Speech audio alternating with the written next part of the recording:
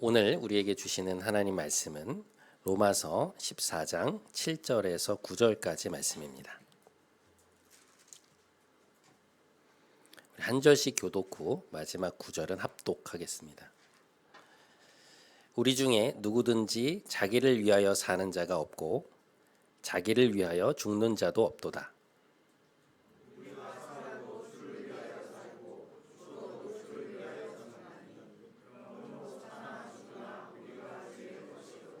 함께 이를 위하여 그리스도께서 죽었다가 다시 살아나셨으니 곧 죽은 자와 산 자의 주가 되려 하심이라. 아멘. 이것은 하나님의 말씀입니다.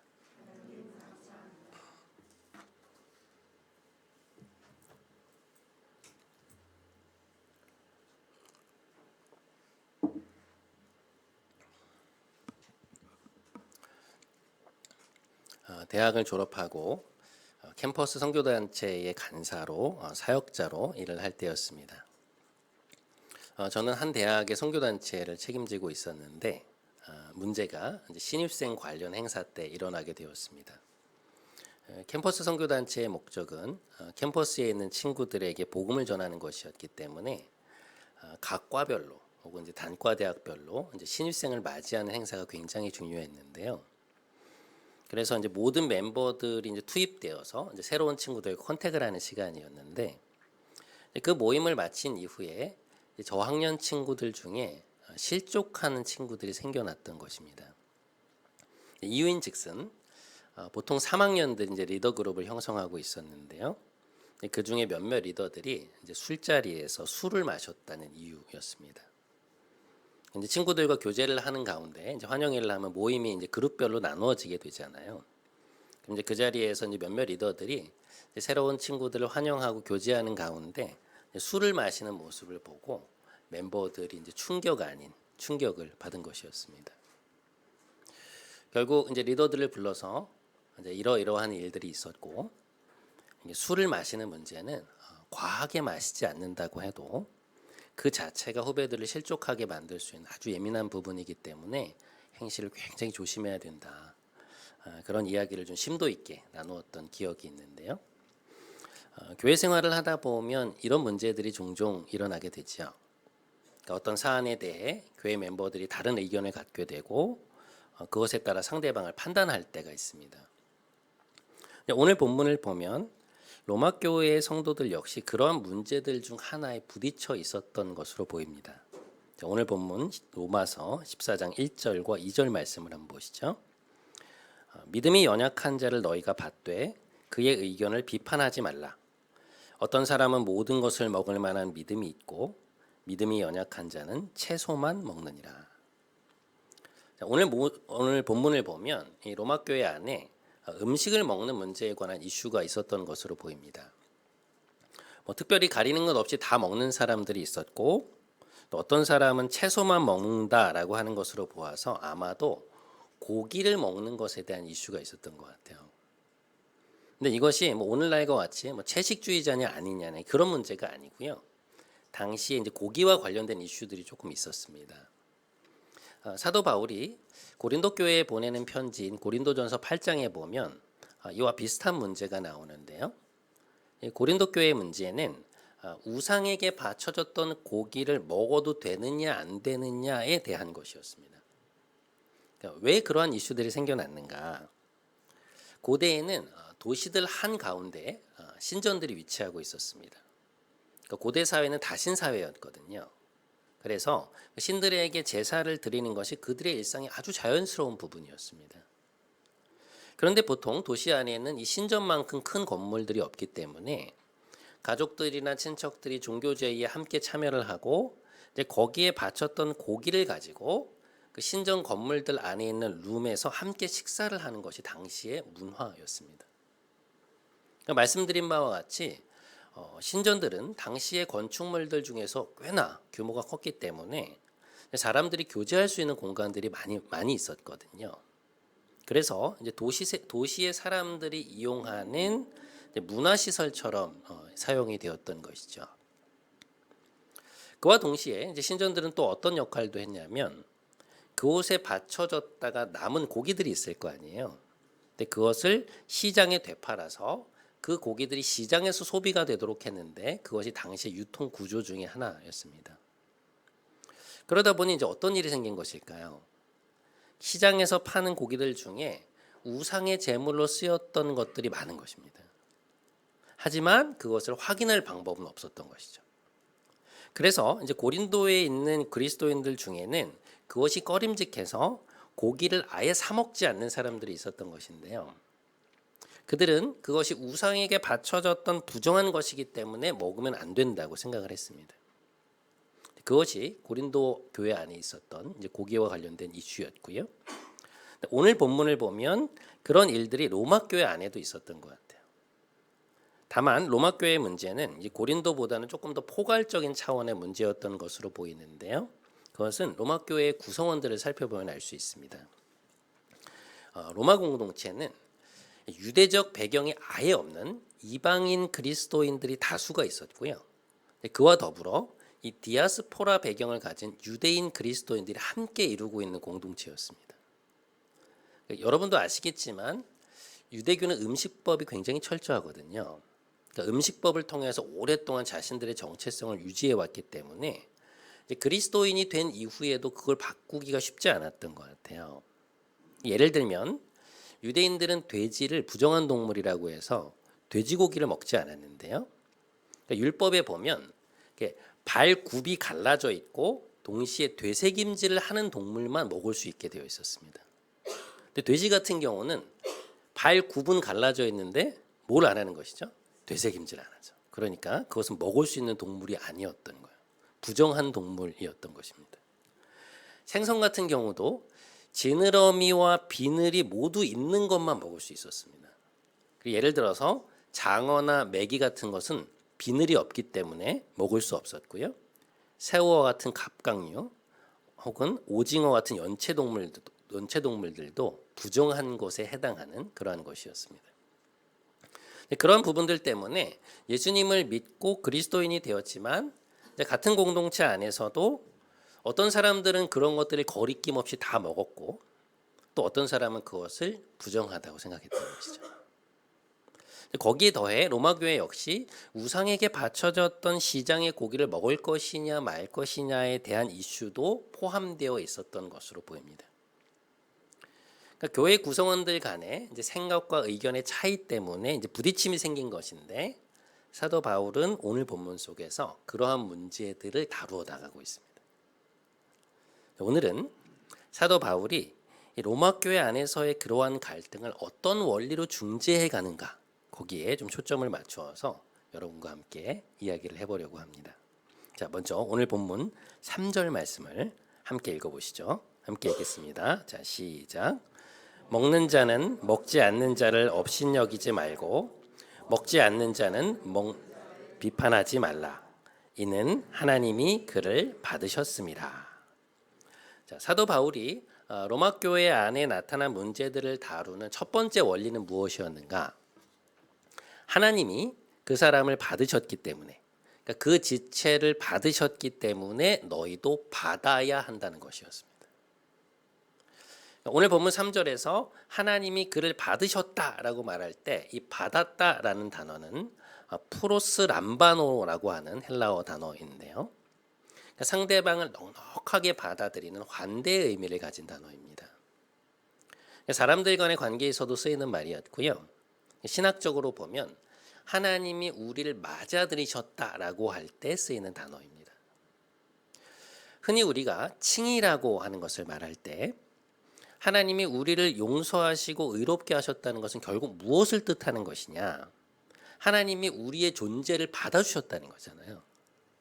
그러니까 하나님을 떠나 살다가 그분께로 돌아온 우리를 기꺼이 품어주시고 맞아주셨다는 의미가 그 안에 담겨 있는 것 아닙니까? 그런데 그 이미지를 사도 바울이 여기에서 사용하고 있는 것이죠. 너희가 서로를 업신여기거나 혹은 판단하지 말라고 말을 하는데요. 그 이유는 하나님이 너희 자신을 받아주신 것처럼 그 지체도 받으셨기 때문이라는 것입니다. 하나님이 그 지체의 생각을 아시고 그 사람의 행동을 인정해 주셨다는 것이죠. 그러니 하나님이 받으신 그 지체를 우리가 받지 못할 이유가 어디에 있냐는 것입니다. 오늘 본문 7절과 8절에 보면 사도 바울이 이런 말씀을 합니다. 우리 중에 누구든지 자기를 위하여 사는 자가 없고 자기를 위하여 죽는 자도 없도다.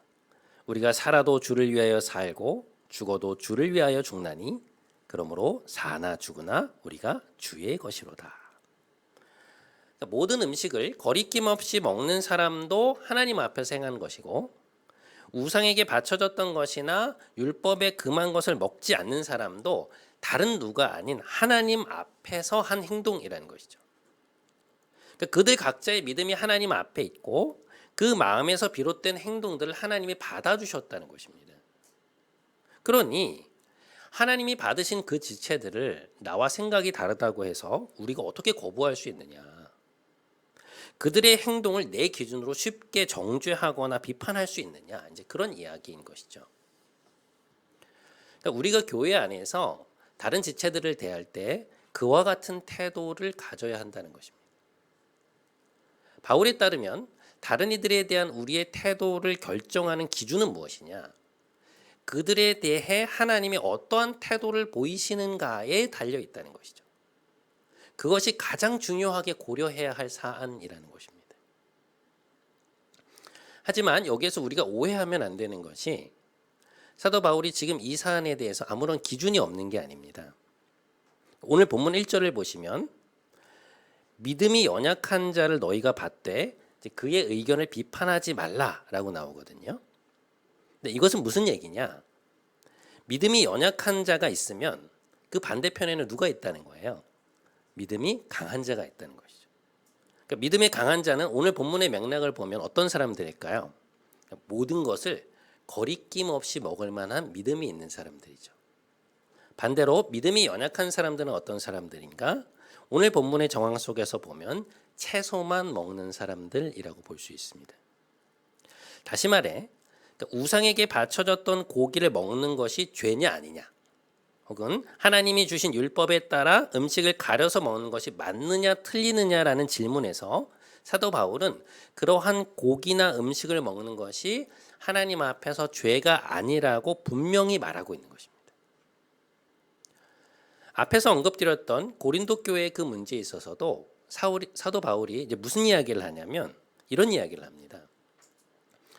인간의 손으로 만든 우상이라는 것은 사실 아무것도 아니다. 살아계신 신은 하나님 한 분밖에 없다. 그러니 우상에게 바쳐졌던 고기라는 것은 결국 따지고 보면 음식에 불과한 것이고 그것 자체가 깨끗하거나 더럽고 한 것이 아니기 때문에 시장에서 파는 고기를 사서 먹어도 된다고 이야기합니다. 다만 우상에게 바쳐졌던 제물이라고 해서 양심에 거리낌이 생기면 먹지 말라고 해요.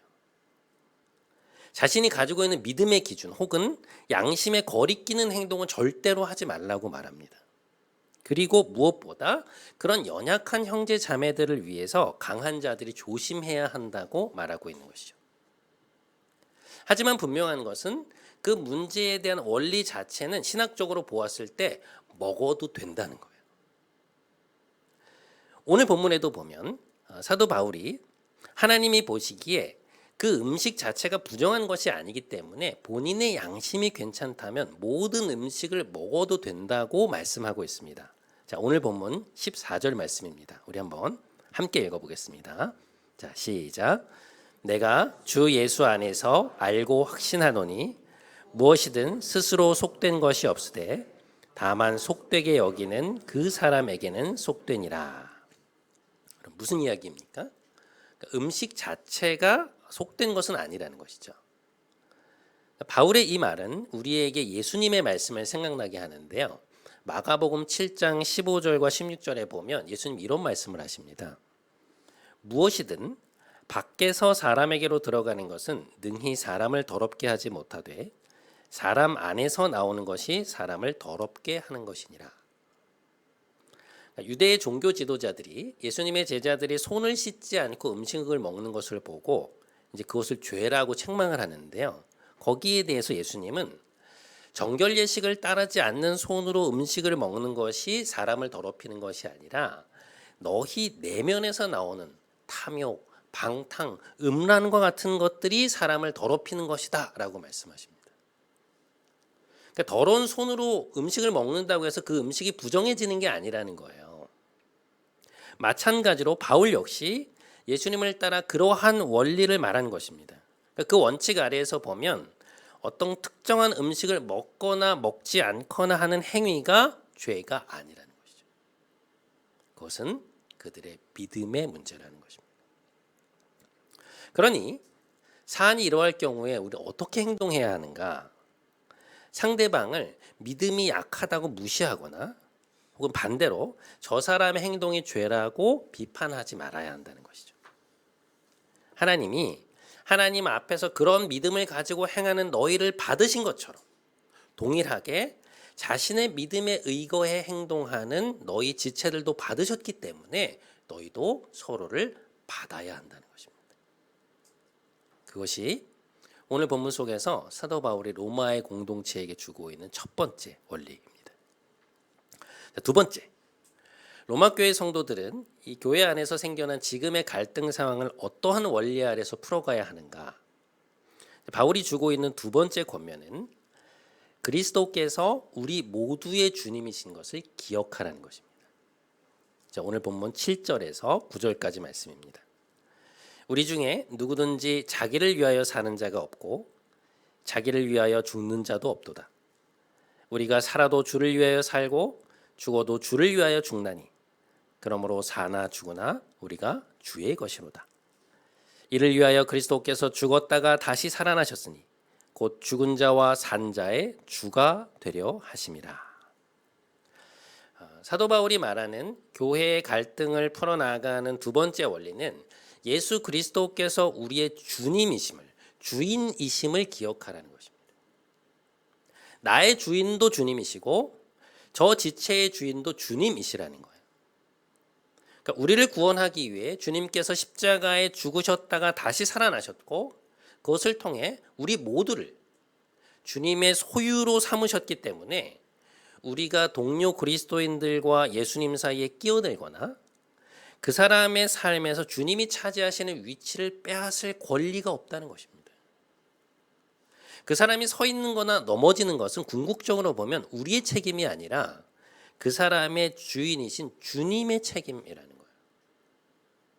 그러니 우리가 그 사이에 끼어들어서 이래라 저래라 할 권한이 없다는 것이죠. 종으로서의 우리의 위치를 잘 알고 겸손히 행해야 한다는 것입니다. 또 오늘 우리가 읽지는 않았는데요. 로마서 14장 5절과 6절 말씀을 보면 바울이 이런 이야기를 합니다. 어떤 사람은 이 날을 전날보다 더 낮게 여기고 어떤 사람은 모든 날을 같게 여기나니 각각 자기 마음으로 확정할지니라.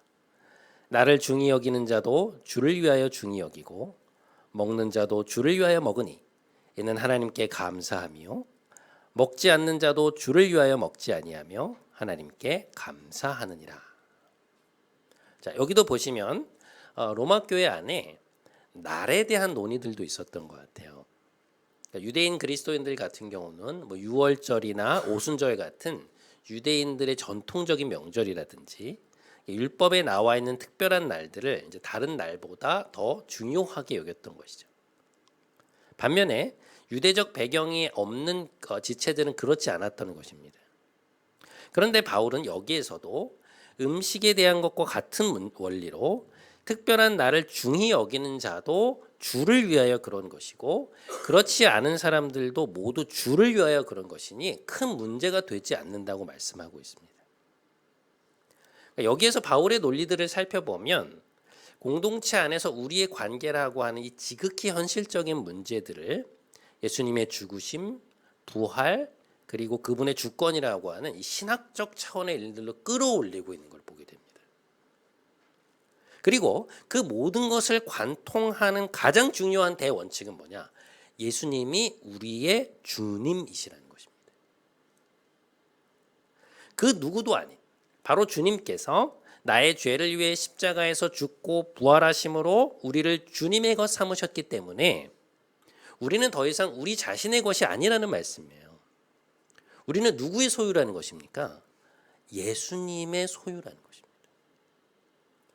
사도 바울이 갈라디아서 2장 20절 말씀에서 내가 그리스도와 함께 십자가에 못 박혔나니 그런즉 이제는 내가 사는 것이 아니요 오직 내 안에 그리스도께서 사시는 것이다 라고 말한 것처럼 바울의 그 그리스도인의 삶에 바울은 그리스도인의 삶에서 예수 그리스도의 주되심을 인정하는 일이 얼마나 중요한 것인지를 각 서신서마다 분명히 하고 있습니다.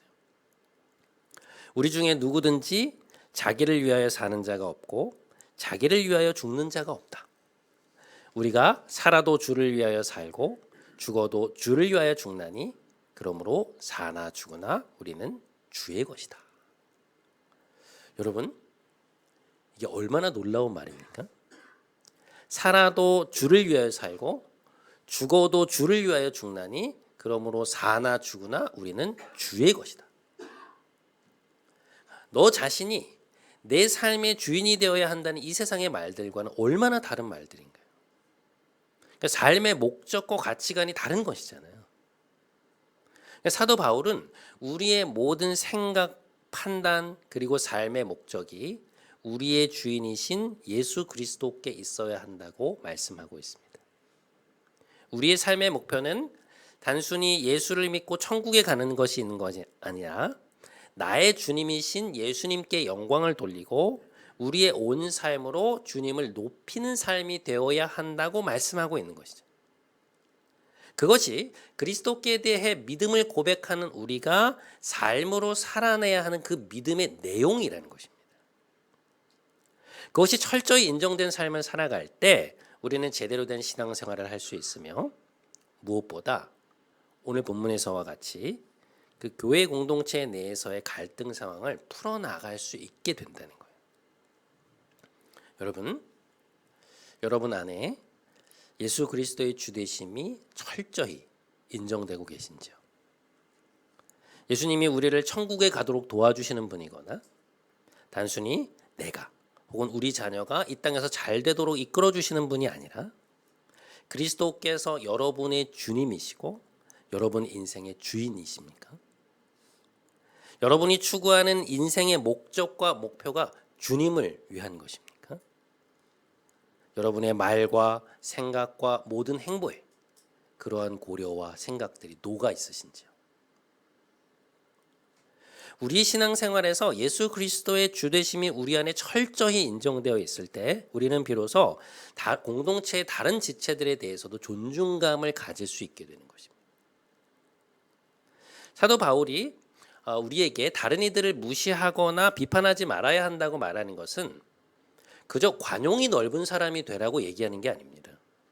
저 사람의 권리를 무조건 인정해 줘야 되고 그 사람의 사생활을 침해하면 안 된다는 얘기가 아니에요. 그는 무슨 이야기를 하고 있습니까? 우리가 저 사람의 주인이 아니고 그리스도께서 나의 주인이심과 동시에 저 지체의 주님이라는 것입니다.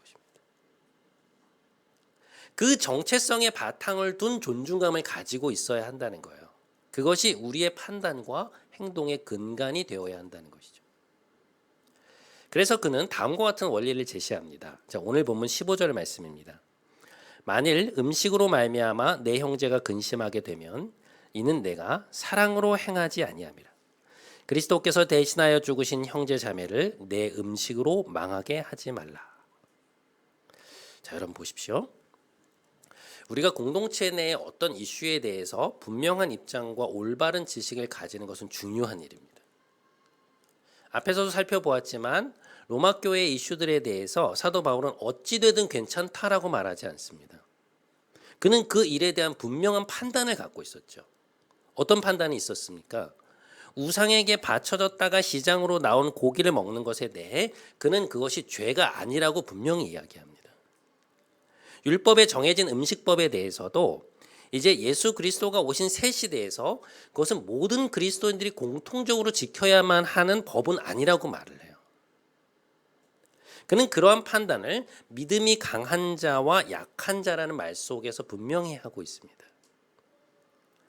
그런데 이제 그리고 나서 소위 믿음이 강한 자들에게 공개적으로 이야기를 하는 것이죠. 그러나 너희의 자유가 형제 자매에게 거치는 것이 되지 않게. 나의 행위가 다른 지체에게 불편하게 여겨지는 것 같거든 사랑으로 그것을 하지 말아라 라고 말하고 있는 것입니다. 그러면서 하는 말이 무엇인가요? 오늘 본문 17절 말씀인데요. 우리 한번 함께 읽어보겠습니다. 함께 읽겠습니다. 자, 시작. 하나님의 나라는 먹는 것과 마시는 것이 아니요 오직 성령 안에 있는 의와 평강과 희락이니라. 여기에서 바울이 말하는 것은 너희가 추구하는 하나님 나라의 본질이 도대체 뭐냐라고 묻고 있는 것입니다. 그것을 고려하여 너희의 행동을 해야 한다는 이야기인데 이러한 그의 말들 이면에 있는 생각을 우리에게 아주 익숙한 말로 바꾸어 보면 무엇이냐? 너희는 먼저 그의 나라와 그의 의를 구하라는 것입니다. 우리 삶의 우선순위에 하나님 나라가 있어야 한다는 것이죠. 우리가 말하고 행동하는 그 이면에서 움직이고 있는 가장 우선순위가 그리스도의 말씀과 그분의 의냐는 것입니다. 이것은 한마디로 말해보면 우리 삶의 중심에 그리스도의 보좌가 있느냐는 거예요. 그러니까 우리 삶의 보좌에 내가 아니라 우리가 따르고 순종해야 할 그리스도께서 앉아 계시느냐라는 것이죠. 그것이 우리 삶의 모든 부분에서 점검되어야 할 최종적 원리라는 것입니다.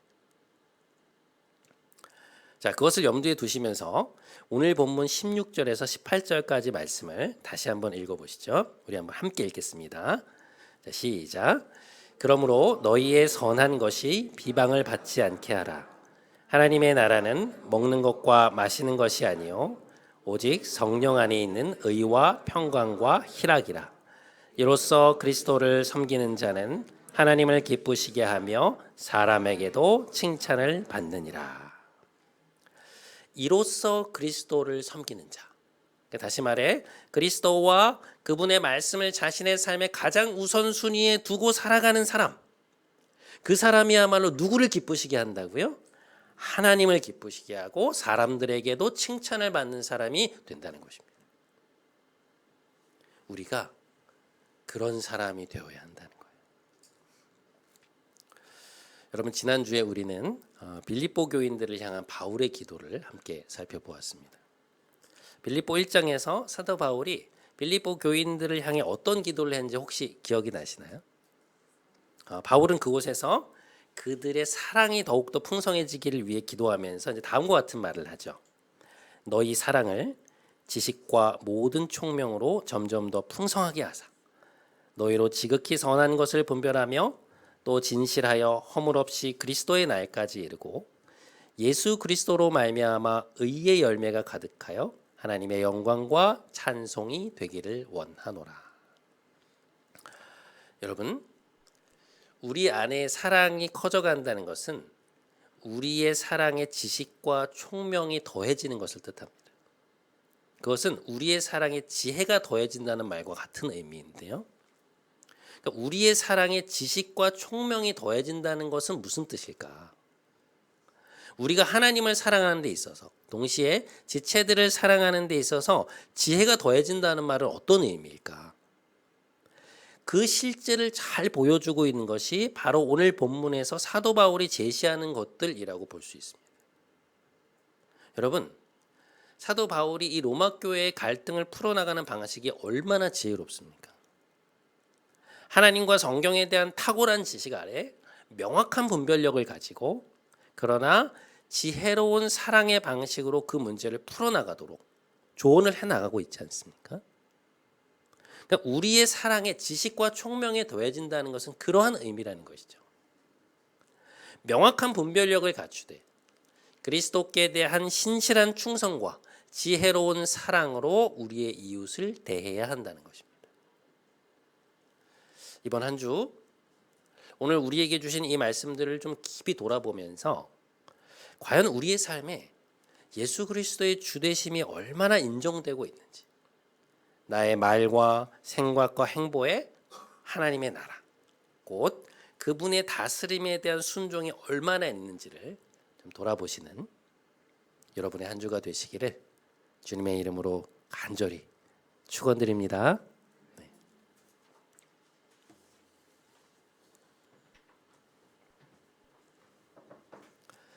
우리 오늘은 이 찬양 같이 했으면 좋겠는데요. 온전케 되리라고 하는 찬양입니다. 사실 우리는 온전케 되어가는 과정 중에 있죠. 그 과정 중에서 우리는 중요한 것은 우리를 사랑하시는 주님에 대한 충성이고, 또 그분의 그 사랑으로 우리가 이제 변화되는 것, 그리고 그 사랑을 지혜롭게 나누는 것일 것입니다. 그런 과정 속에서 우리가 언젠가 이제 온전케 되어가는 것이죠. 그런 것들을 좀 생각하시면서 우리 찬양 함께 했으면 좋겠습니다.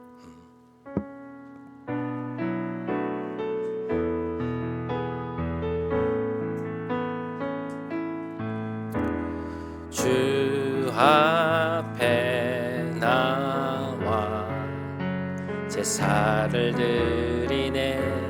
마음 열어 내 삶을 드리네. 주를 봅니다.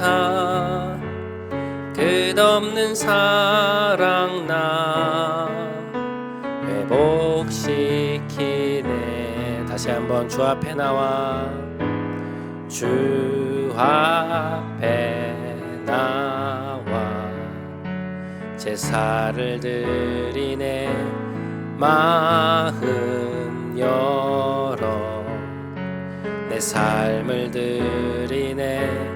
주를 봅니다. 끝없는 사랑 나 회복시키네. 이제 눈 들어 주 보네.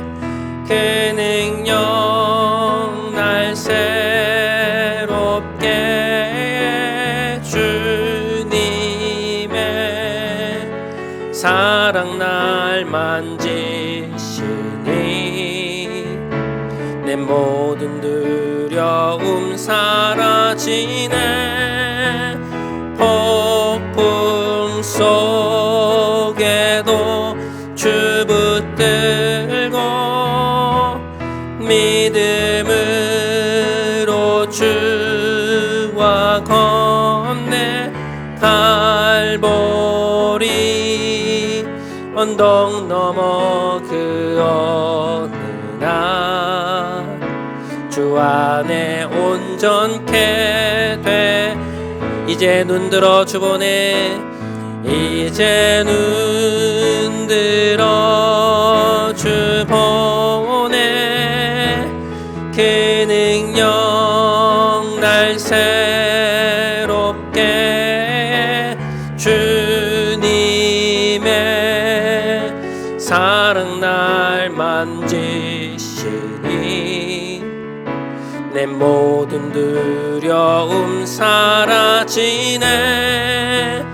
폭풍 속에도 주 붙들고 믿음으로 주와 건네. 갈보리 언덕 넘어 그 어느 날 주 안에 온전케 되리. 사랑하는 여러분, 여러분은 그리스도께서 여러분의 주님이심을 고백하십니까? 주님께서 나의 주님이심과 동시에 지체들의 주님이심을 믿으시는지요? 우리 삶의 중심에 과연 그리스도의 보좌가 있는가? 내 인생의 목적과 행보에 그분의 나라와 그분의 영광이 있는가? 그것이 우리의 신앙생활을 이끌어가는 궁극적인 기준이라고 말할 수 있습니다. 이 시간 함께 기도하기 원합니다. 주님, 우리 삶에 주님의 주인 되심에 대한 분명한 고백이 있기를 원합니다. 우리가 살아도 주를 위하여 살고 죽어도 주를 위하여 죽겠다고 하는 참된 믿음의 고백이 이번 한 주 우리의 삶 속에 새로워지게 하여 주옵소서. 우리 이 기도 제목을 가지고 함께 하나님 앞에 간절히 나아가도록 하겠습니다. 함께 기도하겠습니다.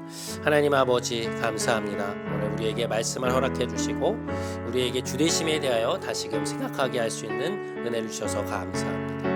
하나님 우리 안에 너희 안에 그리스도의 보좌가 있냐고 물으셨습니다. 너희의 보좌에 너희가 앉아있는 것이 아니라 내가 앉아있고 주님이 앉아있는가 물으셨습니다. 주님, 우리가 우리 자신을 다시금 깊이 돌아볼 수 있게 하여 주시옵소서.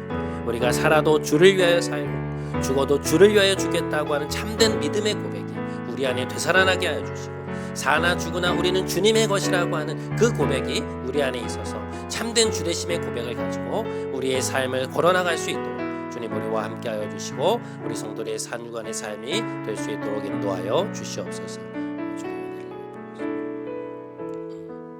여러분, 교회 생활을 하다 보면 믿음이 연약하거나 약한 사람을 무시하거나 혹은 나와 생각이 다른 이들의 행실을 비판하고 싶을 때가 있습니다. 저 사람은 왜 그래? 쟤는 왜 저래? 라고 생각할 때가 있죠. 하지만 우리에게는 사랑의 기반을 둔 분별과 지혜가 필요합니다. 우리가 맞닥뜨리는 사안에 대해 하나님 안에서 올바른 관점을 갖되 상대방의 생각과 행동이 하나님 앞에 있는 것이라면 그들을 받아주고 존중하는 일이 필요합니다. 이 시간 한 번만 더 함께 기도하기 원합니다. 주님, 우리의 사랑에 지혜와 지식 그리고 총명을 더하소서. 바울과 같이 하나님을 아는 지식에 기반한 올바른 분별력을 갖되 그러나 사랑으로 행하게 하소서. 무엇보다 하나님이 우리 모두를 받으셨음을 기억하고 서로를 받는 아름다운 공동체가 되어갈 수 있도록 우리 교회를 기억하여 주옵소서. 이 기도 제목 갖고 함께 다시 한번 간절히 하나님 앞에 나아가도록 하겠습니다. 함께 기도하겠습니다. 하나님 아버지, 우리가 서로를 받을 수 있는 공동체가 될 수 있도록 인도하여 주시옵소서. 하나님, 우리가 서로에 대하여 주님께서 나의 주인이시고 너의 주인이시기 때문에 주님을 주님으로 모시고 함께 살아가는 우리 모두가 하나님 서로를 받을 수 있는 은혜를 허락하여 주시옵소서. 하나님, 우리의 사랑의 지혜와 지식과 총명과 명철을 더하시옵소서. 그리하여서 하나님 우리에게 맞닥뜨리는 여러 가지 사안들에 대해서 명확한 분별력을 갖게 하시되, 그러나 우리 형제 자매들의 결정과 그들의 행위에 대하여 무시하거나 업신여기거나 비판하지 않게 하여 주시고 서로가 서로를 지혜로운 방식으로 사랑해 나가는 그런 공동체가 될 수 있도록 주님 은혜를 베풀어 주시옵소서. 우리에게 은혜를 더하시고 분별력을 더하시고 사랑과 충명을 하나님 더하여 주시기를 간절히 원하오니 주님 함께 하옵소서. 하나님, 우리 공동체에 은혜를 더하시고 제가 사랑으로 하나 되는 귀한 공동체 될 수 있도록 도와주옵소서. 주님 인도하소서.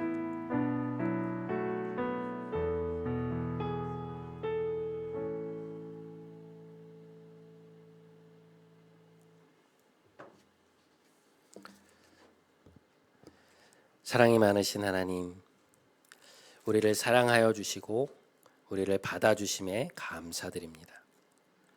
주님께서 우리를 위해 죽고 부활하심으로 우리를 주님의 것 삼으셨기에 우리는 주님의 백성이요 주님의 소유인 것을 인정합니다. 그 사랑이 우리 안에 깊이 새겨져 우리가 우리 자신을 대할 때나 다른 지체들을 대할 때 우리 모든 행동의 근간이 되게 하옵소서. 하나님의 나라가 우리의 삶 가운데 임하게 하여 주시고 우리의 삶을 통해 아버지의 뜻이 하늘에서와 같이 땅에서도 이루어지게 하옵소서. 존귀하신 우리 주 예수 그리스도의 이름으로 기도드립니다. 아멘. 네, 우리 다 함께 자리에서 일어나셔서 파송의 찬양 하나님 앞에 드리도록 하겠습니다.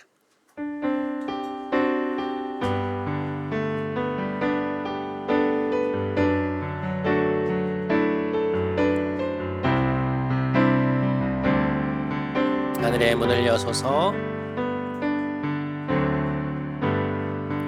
하늘의 문을 여소서, 이곳을 주목하소서. 주를 향한 노래가 꺼지지 않으니 하늘을 열고 보소서. 이곳에 임재하소서, 이곳에 임재하소서. 주님을 기다립니다. 기도의 향기가 하늘에 닿으니 주여 임재하여 주소서. 이곳에 오셔서 이곳에 앉으소서. 이곳에서 드리는 예배를 받으소서.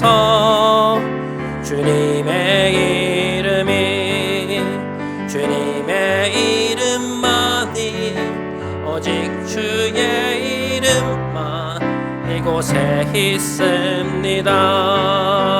이곳에 오셔서 이곳에 앉으소서. 이곳에서 드리는 예배를 받으소서.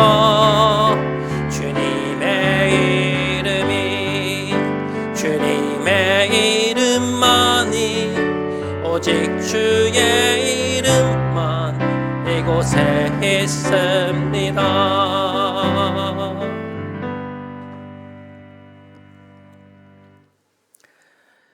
이제는 우리 구주 예수 그리스도의 크신 은혜와 하나님 아버지의 우리를 향한 놀라우신 사랑과 보혜사 성령님의 감동, 감화, 충만케 하심이 그리스도께서 우리 모두의 주가 되심을 기억하며 사나 죽으나 오직 주를 위하여 살아가기로 결단하며 삶의 자리로 돌아가는 사랑하는 모든 성도들의 머리 위에 이들의 가정, 일터, 사랑하는 이들 위에 하나님의 사랑하시는 이 교회와 이 나라 위에 이제부터 영원토록 함께 하시기를 간절히 축원하옵나이다. 아멘.